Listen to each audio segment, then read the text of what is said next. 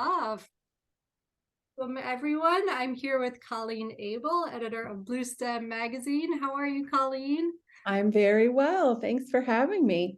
Thanks so much for coming out. And as always, people tuning in, I guess we have one guest today. If you have any questions, actually, you can unmute yourself if you want to ask a question, or just go ahead and type it into the chat, whatever you're comfortable with. So Colleen, thanks so much for joining us, and tell us about the origin of Bluestem magazine. So Bluestem was founded in the late 60s. I think it was 66, if I'm remembering, 66 or 68, somewhere around there. And it was founded by some faculty and staff at Eastern Illinois University, which is in Charleston, Illinois, about 3.5 hours south, well, pretty much directly south of Chicago. And they wanted the university to be independent from the magazine. So even though we are attached to Eastern, we are independent from Eastern. So we don't get any institutional support from them in exchange for the fact that we have total sort of editorial freedom over everything. That was very important to sort of the countercultural, people at Eastern in the late 60s. That was a big deal to them. And we were originally called Karamu, which is an African word. I don't know which, I know that there's no such thing as an African word, but I don't know which language or dialect in particular it comes from.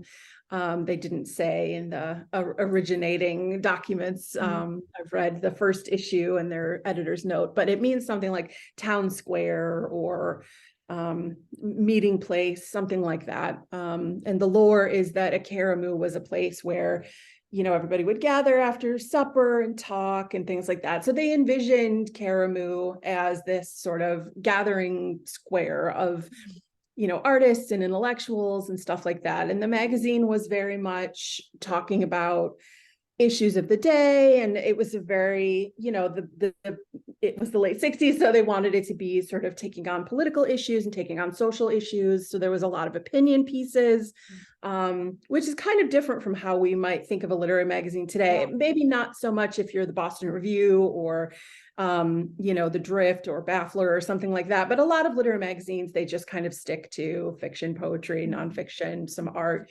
So this was much more a sort of, it had some journalism and all that kind of thing. So it wasn't until Roxane Gay was on staff of Bluestem, still Karamu, which was not all that long ago. I think Roxane was at Eastern about 2012, 13, 14, 15, somewhere around there, maybe a little bit earlier, but about, 10, 13, 15 years ago. And she was the one that gave us our name. So she said, we're not using an African word anymore. That, she was not cool with the level of appropriation that sort of spoke to. And this was before my time. So she's like, why don't we call this something a little more neutral, a little bit more true to where we are. We're not in Africa, we're in Central Illinois. So she's like, what about the Bluestem? And it's this like hardy little prairie plant. And so then we became Bluestem. And that's our origin story, which I kind of love. It feels very true to the need for literary magazines to be adaptable and elastic, and similar to, I think, how Crazy Horse is kind of like just now saying, you know what, no, and they have this crazy wild new name that they're going with. I think it's like Swamp Pink or something. Yeah, I was thinking it's funny, the transition from something sort of loaded to like a flower. Yeah, it's interesting. But I think it's important to, to see your identity as growing up as a person would grow up. Sure. So did the magazine take a break for a while? Because I noticed on the website it says since 1996. Did I misread that? Does it say? I thought it said that's a good question. I mean, I don't know. I do know that we were on a little bit of a hiatus during Okay. COVID. We didn't publish an issue for about maybe 18 months or something. Oh, okay. But I don't know. That's a good question. I'll have to look at the website. No, the 96 might have Maybe been. so Colette is saying Duotrope is still saying 1966. Oh, So okay. maybe I just totally misread that. Okay. No, that's a good question. I feel like I look at our website every day and now I'm like, what does it say? I'm not sure. I probably just misread it. Okay, but I did see on the site there was a lot of changeover during COVID. Is that Yeah. you came on right at the beginning of that time? Yeah. I was hired at Eastern in 2019. And when I was hired, we had a staff of let's see, probably about 6 or 7 people, which is pretty small. Mhm. But then everybody retired during COVID or resigned during COVID. Mhm. Like a lot of, places with the Great Resignation or whatever. And yeah, I was the only one left. So it was difficult to make it Mhm. through the staffing transitions. And Yeah. there was a period of time when I was just the only one. I was reading all 3 genres and it was like, I can't do this. You were the only editor? Yeah, it's just Wow. me. Which I don't recommend. I don't Yeah, recommend. Just, I feel like I was trying to do right by the writers, but I right, also feel like that's not as fair to writers as having a full staff with lots of different right. perspectives and tastes, it was just like, here's the Colleen issue. And but I wanted to, especially because we were getting to be and that was after the hiatus. So like the hiatus took place before I took over. Okay. So by the time I took over, we'd already been on hiatus for like over a year. And so Mm. I was really, really anxious to get an issue out. So I was just like, I am just going to read all of this stuff and just put an Mhm. issue out that I'm proud of, even if it's just me. And since then, I've worked really hard to build back the staff, and we have a wonderful new fiction editor. We have an associate editor. We have a nonfiction editor.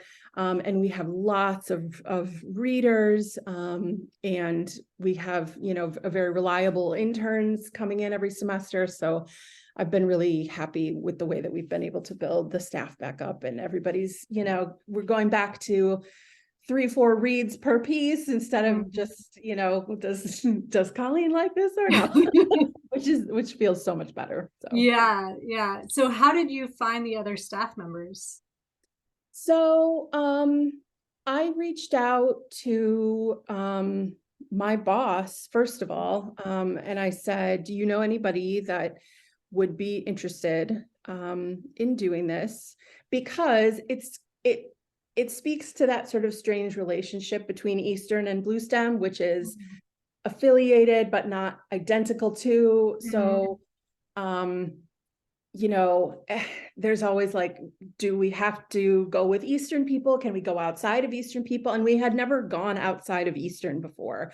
So it was Mhm. kind of me going to my boss and saying, um, can I go outside of Eastern? Can I look for people outside? And she's like, yeah, absolutely. So I brought in an alum who had worked for Bluestem when he was a graduate student and was now a doctoral student.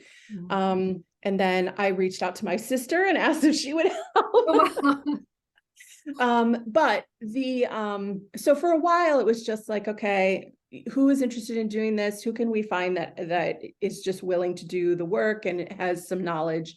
And my sister's a great fiction writer and playwright, so she was definitely qualified. But and then we hired at Eastern this wonderful, wonderful fiction writer, Mike McClelland, who the minute he started, he said, do you need a fiction editor? And I was like, yes, please. So yeah, it's been mostly just about hiring through Eastern and getting more people in the department, Mhm. hiring back some of what we lost during COVID. That's been helpful. And also, yeah, tapping that external network. Sure, that's great.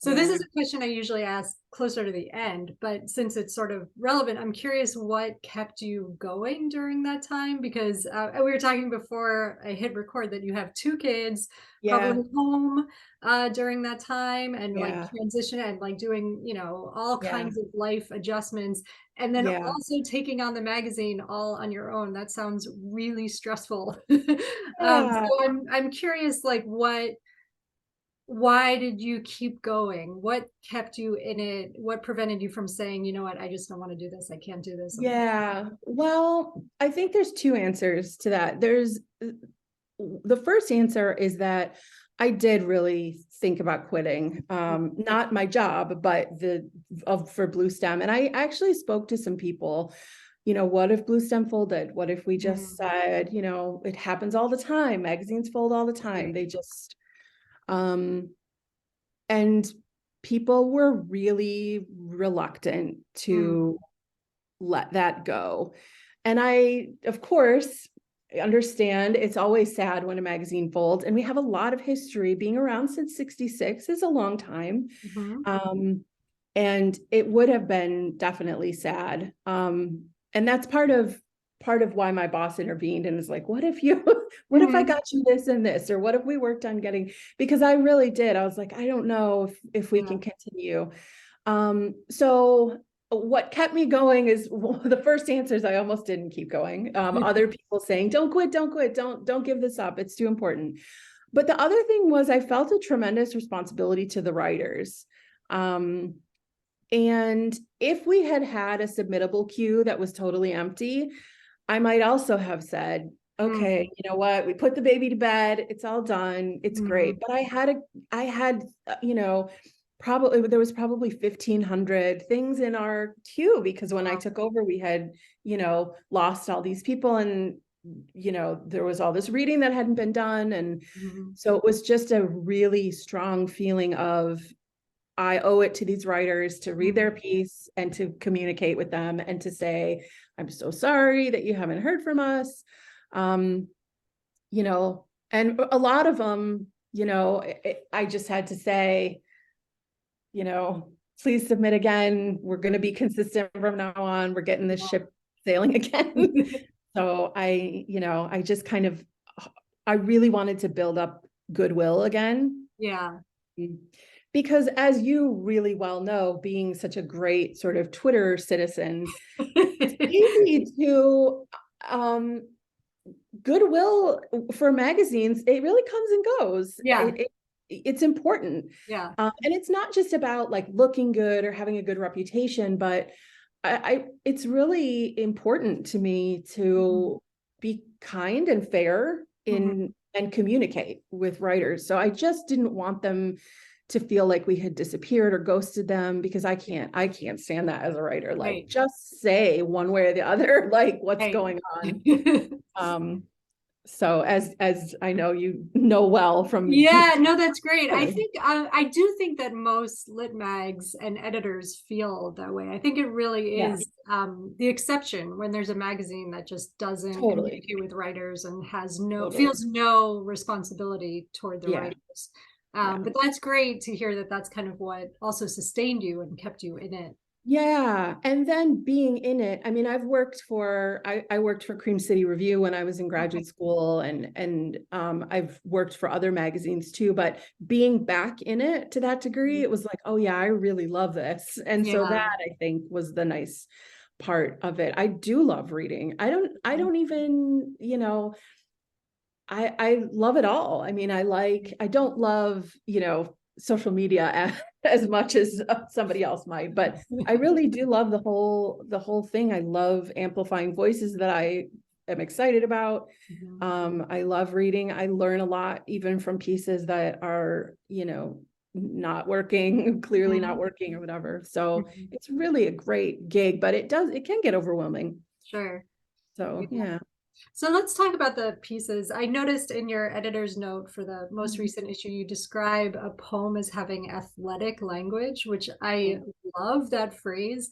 Can you tell us a little bit about what you mean by athletic language? And also, is that something you're looking for in submissions? Yeah. I think, as maybe it's my training as a poet or whatever, I suspect it's not just that, but I think every word needs to do a lot of work. And I think even when you're writing prose or something long form, um, there shouldn't be slack sentences. There shouldn't be sentences that are not pulling their weight. Mhm. Um, and I know that, minimalism is a style and things like that. And I'm not even really talking about minimalism. I'm just talking about, precision Mhm. and beauty and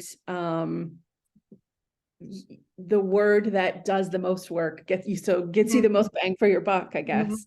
Um, and yeah, it just comes down to that texture of language or that movement or muscle of language Mhm. that is really exciting. And it just makes pieces jump off the page when somebody is clearly, even if the story isn't working. There have been times when I've just been like, I just want to publish this piece so much and usually those pieces almost make it, but don't quite. Usually you need story and language to both be working. But Mhm. there have been times when it's just like, this writing is just so textured and lovely. Mhm. I really want to praise this person, even though maybe the plot's not there, or the story's not there, Yeah. or whatever. So do you work with a writer in that instance? That's a really good question. We tend to, it's hard to say. We don't really have a sort of Bluestem wide philosophy about this. It's sort of editor by editor.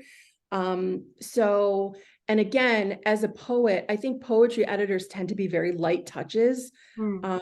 way more so than nonfiction or fiction editors, in my experience. When I've been published in literary magazines, it's been so rare to have an editor suggest any changes. Mhm. And that's not just me, because I'm like, oh, perfect. But I just think poetry editors are rather light touches. And I think so my philosophy is generally, I think I'm still learning, sort of editorially speaking, to say, um, hey, this might need a substantial whatever, but I see the potential and let's work together.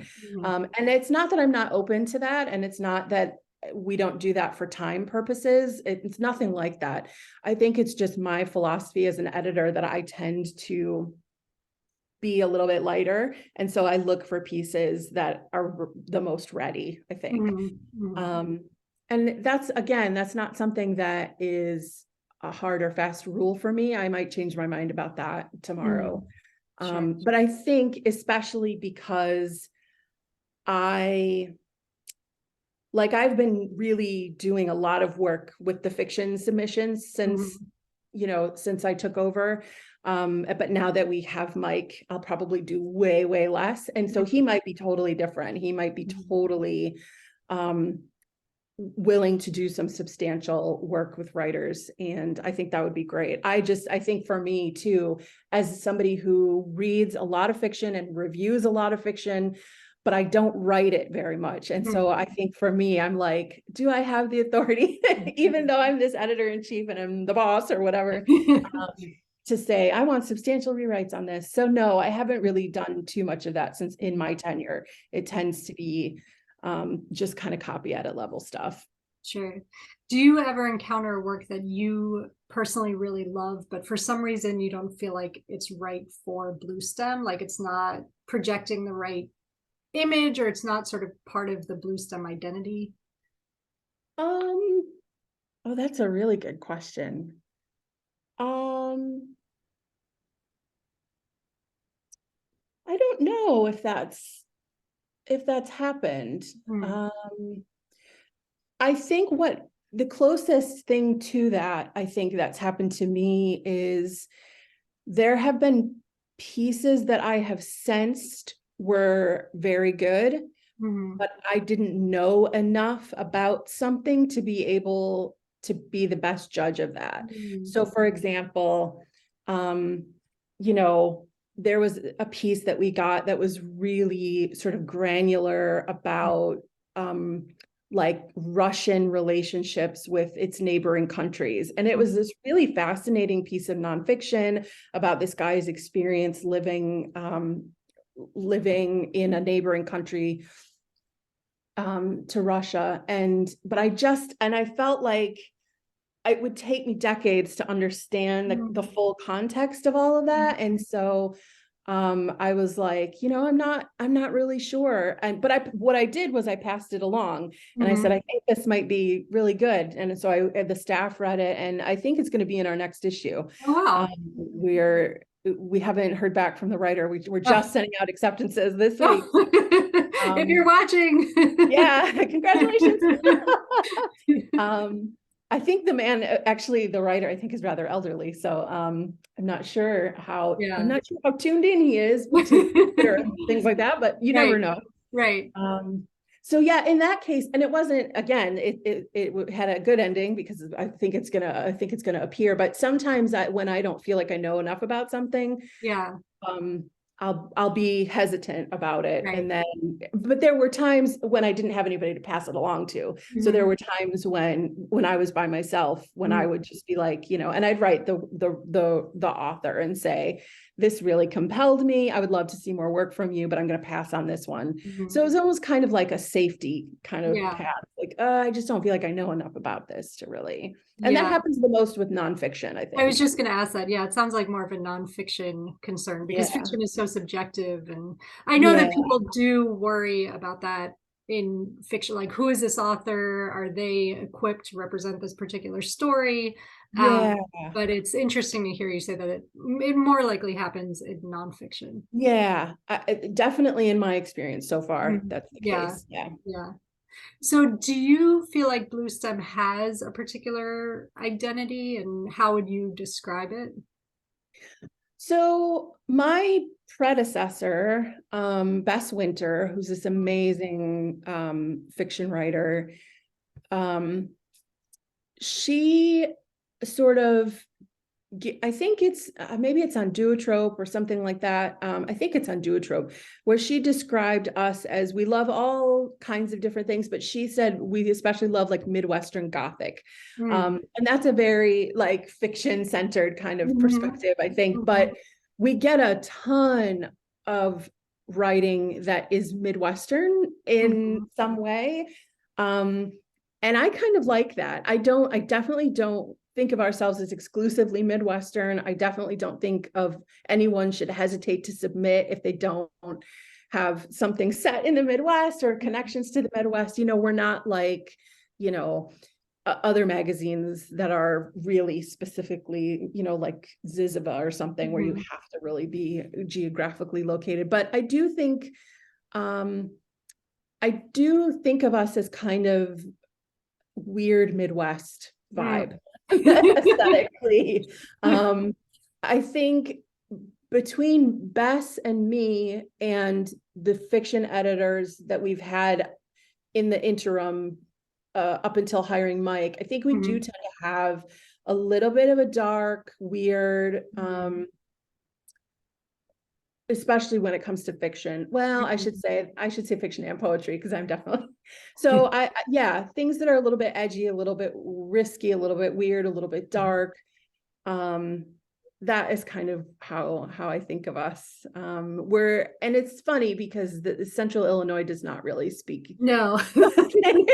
I do not associate Illinois with edgy and weird and dark. Yeah, it's totally true. So I think, that's the sort of the undergrowth of the Bluestem, maybe, when you that's great. pull aside the leaves. The dark underbelly of Illinois. Yes. Yeah.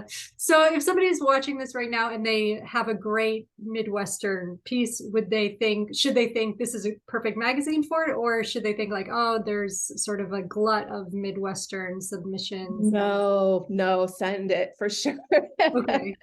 Yeah, send it for sure, because I think, it's like the cliche about all happy families are alike, but all unhappy families, like all weird Midwest stories are different. Yeah. They're each unique in their own way, and I'm here for all of them. And so for a particular issue, if you have a lot of Midwestern stories, will you also try to balance it out so it doesn't look like it's purely a regional focus? Or how does that kind of...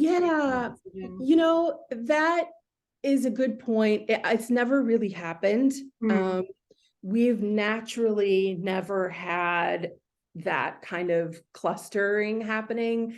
We've always been really spread out. Like I've just noticed, and it happens really pretty naturally or organically. Like we almost always have one or two international writers. mm, So the last issue,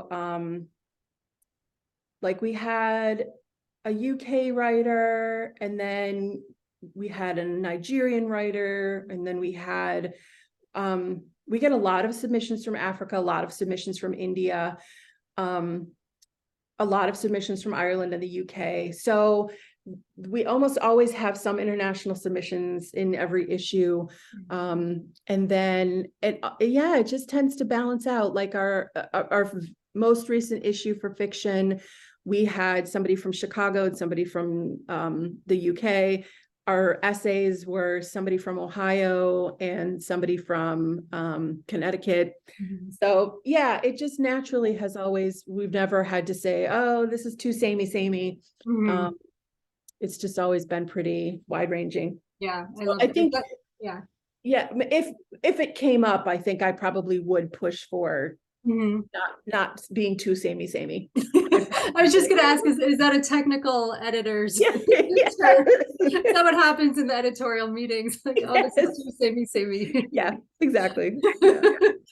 That's great. So is there anything that you tend to see a lot of that you could tell writers, like either stylistically or like some editors say, you know, we see a lot of stories that take too long to begin.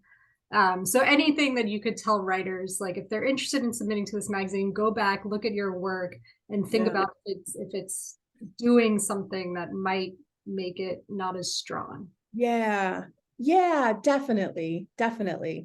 And my pre-answer to that is one of the best things you can do as a writer, I think, is to read for a literary magazine, because you do get a sense really, really quickly of what those beats are that people are hitting over and over and over again. And so if nothing else, I think it helps you as a writer to be like, oh, I don't want to write that story that I've just read 20 times or whatever.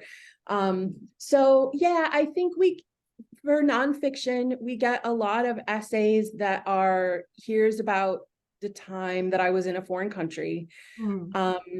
And those essays are really tricky to do well. So I think, and of course they can be done well. So, but I think if you are writing about your experience with another culture, or writing about, the time I lived in XYZ, I think it's tricky because,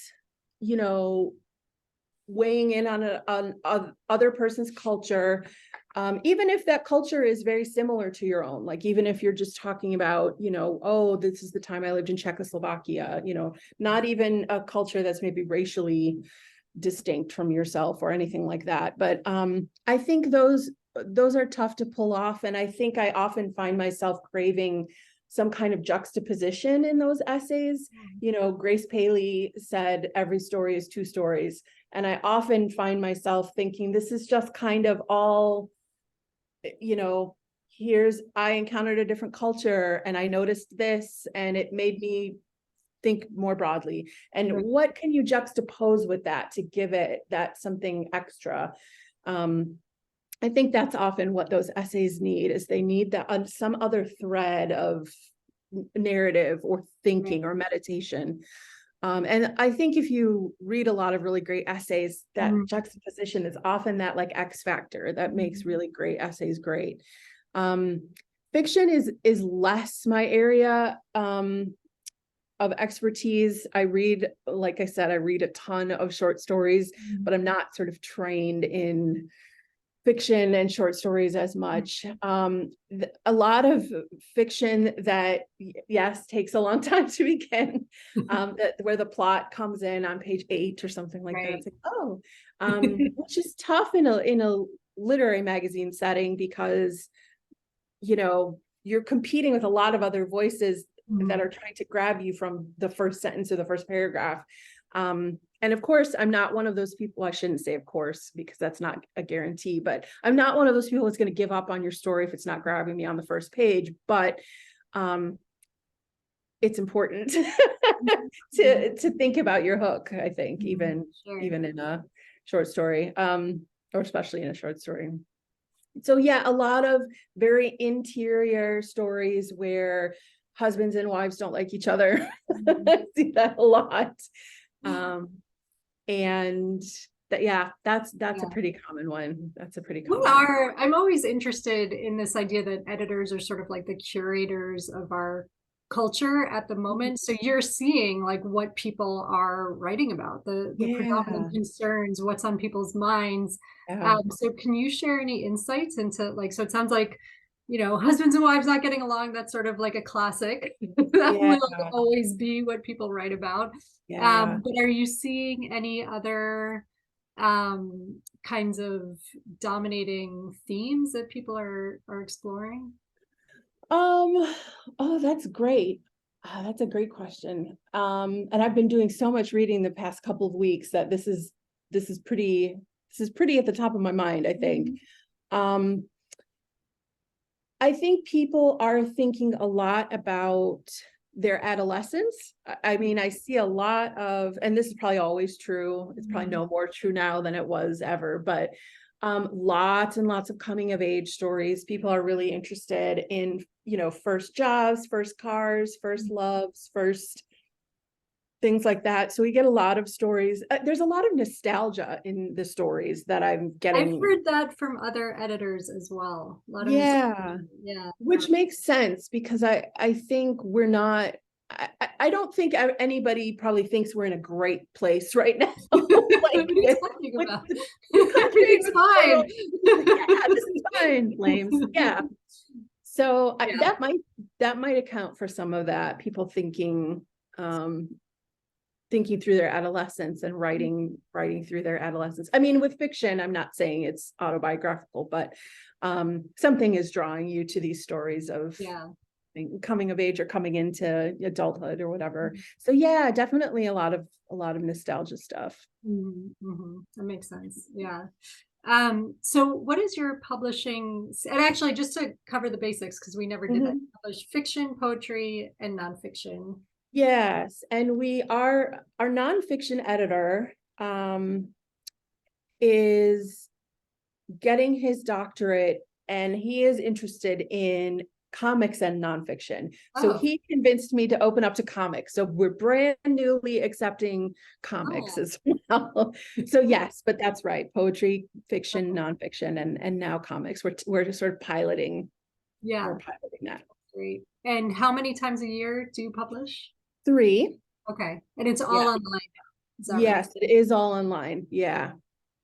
And so what's on the horizon for you guys? Are you having any contests that people should know about? Are submissions open now, soon to open, new issue coming out? Yeah, so we have submissions are open until tomorrow, but I know we also have a subcap, and that's already been reached in fiction and poetry. So if there are any essayists watching this at the very last moment, or comic artists, we're still open technically in that, but we'll reopen again in February. So February will be our next reading period. We do have an issue coming out at the end of this month. It's our fall/winter issue. So we have a fall, a spring, and a summer, or a fall/winter, and then a spring, and then a summer. And that's coming out at the end of the month. Like I said, we just sent acceptances. We're just sending acceptances this week. So we'll do a quick production blitz, and then we'll have the issue out soon. And then, yeah, we have some really interesting special issues that are very sort of nascently being planned. Many of the editors have some connection to disability studies, either because they identify as disabled or because that's one of their areas of scholarly research. So we are thinking about having maybe a special issue that focuses on disabled creators or disability experiences of disability or chronic illness. And then we also have a connection to some Illinois prisons. And so we're looking at ways that maybe we can put together a folio or a special edition of incarcerated Illinois writers. So that those are sort of very early, but we don't have much of a history of special issues at Bluestem. It's not something that we've done in the past. So I'm excited to kind of think through how that might look digitally and also just editorially. And yeah, I think we're looking to launch a blog within the next little while as well. So yeah, some good initiatives. No contests on the horizon. We have no funding at the moment, so we do not charge for submissions. But we also have no funding, so we're working on getting part of the hiatus is, you know, this is boring, like nuts and bolts stuff, but we lost our nonprofit status in that hiatus. So we have to work, you know, we have to do a lot of work with the IRS to get that secured so that we can start applying for grants and external funding and stuff like that. In case you're wondering why Bluestem is not currently a paying market, which we absolutely are committed to making it. But we also don't charge anybody anything. So we think it's only fair that if we can't pay you yet, we're not going to charge you for submission fees. So, just financial stuff, boring. But yeah, so there won't be contests for a little while, but that is a top priority once we get back in financial shape to where we used to be. And will the blog be written by editors, or can anyone? But maybe not exclusively. Like we're talking about making it open to, I was a Plowshares blogger for a while, and that was really, really fun. So I would love to sort of, probably initially for the first few months, it'll be editors and probably graduate students and stuff like that. But then we might open it up just like a submission category for reviews or interviews or things like that. Oh, that's great. And so if people want to get involved as readers or volunteers, is that something you're looking for? Absolutely. We would always be open to that. And we're bluestemmag@gmail.com if anybody wants to send an email to get involved with reading. Like I said before, it's such a great insight into what's on people's minds, what's on writers' minds, what people are writing and thinking about. So it's really just very valuable for any writer, I think, to do. And it's a literary citizenship that's easy and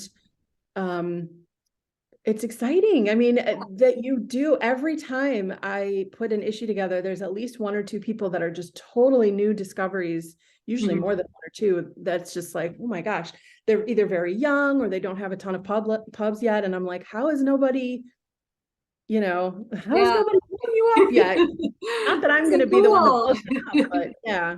That's great. That's what it's all about. It is. That's there's no better feeling, really. Yeah, that's great. Well, thank you so much, Colleen, and everybody watching this. Go submit today. If you're nonfiction comics, you have one more day to get on it. So thank you so much. Yeah, my pleasure. Thank you for this platform and for all the work you do. I mean, your newsletter, now that I'm a subscriber, it's just like so rich and so varied. And I just think the work that you do is just really a wonderful example of literary citizenship that's very inspiring. So thank you. Yeah.